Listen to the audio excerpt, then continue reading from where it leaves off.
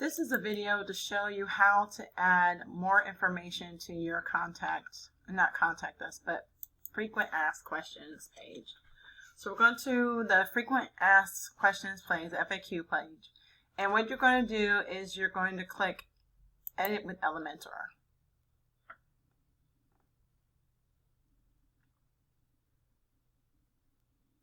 And once the editor comes up, you're going to see this area right here. You want to add something to the shipping, you can click right there. And what I suggest to do is just copy this, hit duplicate, and then edit this area right here. So it will have the same style, and everything will be the same from the sort of like the original page. If you add a new one, you're going to have to add the different styles. If it's a different font, if it's a different color, you'll have to add the information in. So I just suggest making a copy.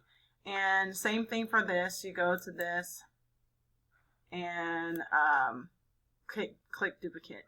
If you want to add a whole new section, maybe you want to do this again for another option that you want to add instead of shipping, policy, and returns and exchange.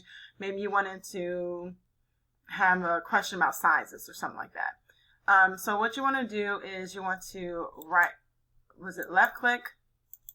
click on this, and you want to hit duplicate. And once you duplicate that, it will make a copy down here, and you'll want to change the title, and you'll want to change this information right there.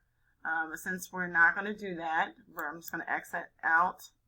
And then when you make the changes that you want to, where you will have to make some changes in here, you'll have to go in and click right here and then type in what your shipping policy is. You'll have to click this right here, and you just type in the information right here. And then make sure you click update whenever you add anything to this website. Make sure you click update, and then you can click this eyeball right here, and it will show you the changes that you made onto the website. So I hope this was a good video to help you to add information to this page. Thank you.